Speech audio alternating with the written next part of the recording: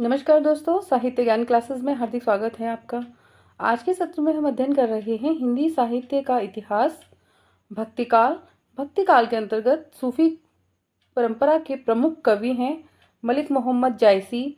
मलिक मोहम्मद जायसी की प्रमुख रचनाएं अखरावट, आखिरी कलाम, चित्ररेखा, कहरनामा, मसलनामा, कानावत एवं जायसी पर लिखे गए प्रमुख ग्रंथ। कि जायसी पे किस विद्वान ने कौन कौन से ग्रंथ लिखे हैं, उन सभी का अध्ययन हम आज के सत्र में करेंगे। इससे पहले हम मलिक मोहम्मद जायसी की रचना पद्मावत का संक्षिप्त अध्ययन कर चुके हैं, जायसी के बारे में पढ़ चुके हैं।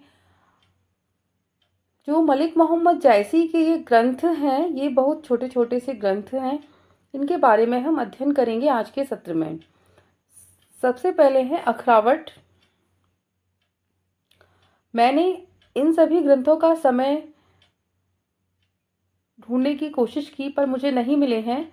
अगर आपको कहीं इनका रचना काल का वर्ष समय पता हो तो कमेंट्स करके जरूर बताइए।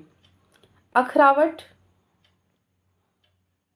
मलिक मोहम्मद जायसी ने इस रचना में इस समय देवनागरी वर्णमाला के एक एक अक्षर को लेकर सैद्धांतिक बातें कही गई हैं। इसका मूल विषय सृष्टि की उत्पत्ति है, जो मूलतः इस्लामी धर्म ग्रंथों पर आधारित है। इस पुस्तक में ईश्वर, जीव, सृष्टि, ईश्वर प्रेम आदि विषयों पर सैद्धांतिक विवेचना की गई है।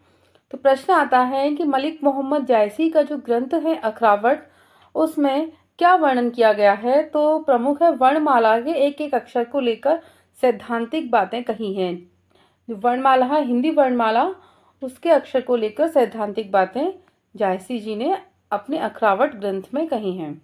आखिरी कलाम, जिसका समय 636 हिजरी है, इस रचना में कयामत का वर्णन किया गया है। यह फारसी अक्षरों में छपी मिलती है। यह रचना बाबर के समय लिखी गई थी। इस ग्रंथ में मुगल बादशाह बाबर की प्रशंसा की गई है। तो आखिरी कलाम रचना का जो प्रमुख मूल तथ्य है वह है बाबर की प्रशंसा। कि आखिरी कलाम रचना में क्या वर्णन किया गया है, तो बाबर की प्रशंसा का वर्णन उस रचना में किया गया है, मुगल बादशाह बाबर का। इसमें हजरत मोहम्मद साहब के महत्व का भी प्रतिपादन किया गया है। चित्ररेखा मलिक मोहम्मद जायसी की चित्ररेखा एक लघु प्रेमाख्यानक काव्य है। इसमें गोमती तट पर स्थित चंद्रपुर के राजा चंद्रभानु की पुत्री है चित्ररेखा और कन्नौज के राजा कल्याण सिंह के पुत्र प्रीतम कुंवर।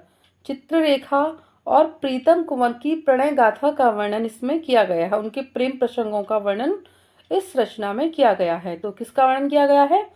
इसके जो नायक कौन है? चित्ररेखा और कुंवर प्रीतम कुंवर।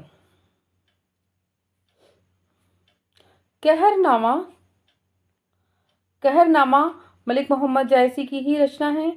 इसका पुराना नाम मेहरी बायसी है, जो 22 पदों में लिखी गई है। यह कृति कहारी के लोकगीत कहरवा की लोक धुन पर आधारित है। तो कहरवा की लोक धुन पर आधारित कौन सी रचना है? मलिक मोहम्मद जायसी की है कहरनामा। मसलनामा मसल लोकोक्ति पर लिखी गई छोटी सी पुस्तक है। इस कृति में ईश्वर भक्ति एवं प्रेम निवेदन का चित्रण किया गया है। कानावत इस रचना में नाम से ही स्पष्ट हो रहा है काना। तो कानावत रचना में कृष्ण की कथाओं का वर्णन किया गया है। कृष्ण के चरित्र का वर्णन किया गया है। कृष्ण की लीलाओं का वर्णन इस रचना में किया गया है। मलिक मोहम्मद जायसी पर लिखे गए प्रमुख ग्रंथ। कि जायसी पर किस विद्वान ने कौन से ग्रंथ लिखे हैं। जायसी ग्रंथावली की जो भूमिका है वह आचार्य रामचंद्र शुक्ल जी ने लिखी है। त्रिवेणी नाम से एक ग्रंथ लिखा है। सूरदास, तुलसीदास और जायसी है, जिसमें सूर तुलसी जायसी, और यह ग्रंथ भी आचार्य रामचंद्र शुक्ल द्वारा ही लिखित है। त्रिवेणी, और इससे तो कई बार परीक्षाओं में प्रश्न बनते हैं। जायसी नाम से लिखा है विजय देव नारायण शाही जी ने लिखा है। जायसी नाम से ग्रंथ लिखा है।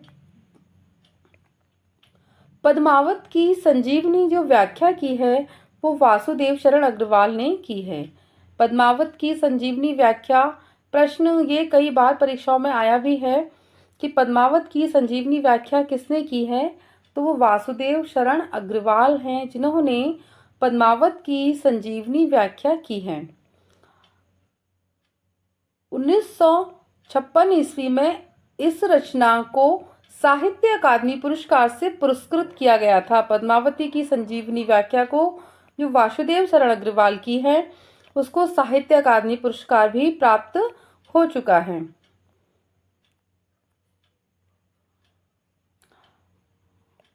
तो आज के सत्र में इतना ही, जिसके अंतर्गत हमने मलिक मोहम्मद जायसी की सभी रचनाओं का अध्ययन किया। मलिक मोहम्मद जायसी पर ये सत्र पूरा हो चुका है। आगे सत्र में हम अन्य सूफी कवियों की और उनकी रचनाओं के बारे में अध्ययन करेंगे। तो उम्मीद करती हूँ कि आपको ये सत्र अच्छा लगा होगा। अच्छा लगा है तो लाइक कीजिए, चैनल को सब्सक्राइब कीजिए, शेयर कीजिए और कमेंट्स कीजिए। धन्यवाद।